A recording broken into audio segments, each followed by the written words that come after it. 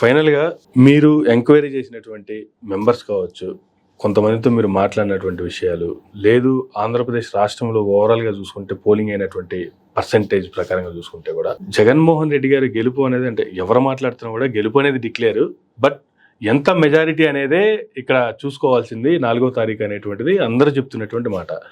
మీరు కూడా దానికి స్టిక్ అనే ఉన్నారా? మీరు కూడా అదే మాట అంటారా?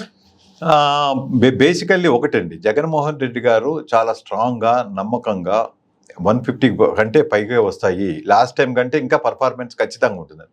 ఆయన నమ్మకం ఏంటంటే అప్పట్లో జగన్మోహన్ రెడ్డి గారి కష్టాన్ని చూశారు, ప్రేమను చూశారు, ఆయన ఒక శ్రమని ఎఫర్ట్స్ని చూశారు, అంతే. చూసే ఆయనకి 150 పైన ఇచ్చారు. మరి ఈ 5 ఏళ్లలో అందులో 2 ఏళ్లు పోను, అసలు కరోనా టైంలో కూడా ఎంత మంచి మేనేజ్మెంట్ అండి, ఎంత పెద్ద గవర్నమెంట్ పరిపాలన. నిజంగా కరోనాలో ఏ ఒక్క స్టేట్ గవర్నమెంట్ ఏపీ గవర్నమెంట్ చేసినట్టు చేయలేకపోయింది. నెంబర్ 1. ఇవన్నీ చూశాక ఖచ్చితంగా నమ్మకం ఉంటుంది కదండి. ఏమీ లేనప్పుడే మీరు అంత పెద్ద కిరీటం పెడితే, ఇంత మంచి పనులు చేశాను ఇవి చూసే వెయ్యండి, లేకపోతే వెయ్యకండి అని అంత మగతనంగా, అంత వీరుళ్లాగా, అంత ధీరుళ్లాగా ఒప్పుకున్నప్పుడు ఇంకెలా ఉంటుంది అనేది ఆయన నమ్మకం. కానీ ఆయనకి కొన్ని పాలిటిక్స్ తెలియకపోవచ్చు, కొన్ని ఇలా కొట్టుకోవడము, పల్నాడు ఇష్యూస్ అవి తెలియకపోవచ్చు, కొన్ని మోసాలు జరిగిపోయి కొంతమంది ఓట్లే వేయలేదండి. ఇంకా 82% అయ్యింది అనడమే చాలా తక్కువ. 100% రెడీగా ఉన్నారు.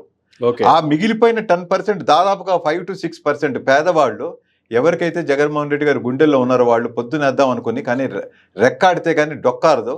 వాళ్ళకి కొన్ని కమిట్మెంట్స్ ఉంటాయి, ఇంట్లో పని మనుషులుగా ఉంటారు, వాళ్ళు ఓనర్స్ పని చేస్తే కానీ నువ్వు ఎక్కడికి వెళ్ళకు తప్పదు అని ప్రెజర్ చేస్తారు. అందుకని వాళ్ళు ఆ 10 రూపాయలు సంపాదించుకోవడం కోసమో, లేకపోతే భయపడి ఓనర్స్కి భయపడి అటెండ్ అయ్యి డ్యూటీ మధ్యాహ్నం నుంచి చేసుకుందాం అన్న వాళ్ళు మిస్ అయ్యారండి.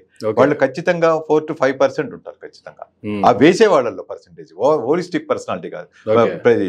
జగన్మోహన్ రెడ్డి పార్టీకి, వైసీపీకి వేసే వాళ్ళల్లోనే ఇంకొక 5% నుంచి 10% వరకు మిగిలిపోయారు, వెయ్యలేకపోయారు.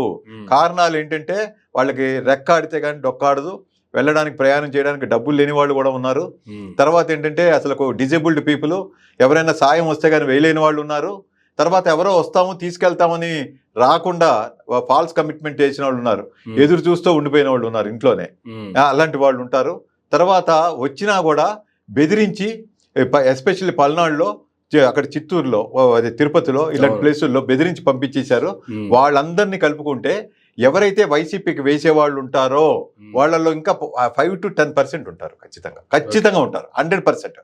మీరు చూడండి, సిద్ధం సభలు వాటికి వచ్చిన లక్షల మందిని చూడండి, కోట్ల మందిని చూడండి, ఓవరాల్ గా టోటల్ చేస్తే దగ్గరగా 2.5 కోట్లు సాలిడ్ గా వైసీపీకి వేసేవాళ్ళు ఉన్నారు. వాళ్ళల్లో నేను చెప్తున్నా ఇంకా 5 to 10% మిగిలిపోయారు. వీళ్ళు ఇంకా సరిగ్గా ట్యాప్ చేసుకోలేకపోయింది సిస్టము, వైసీపీ సిస్టము.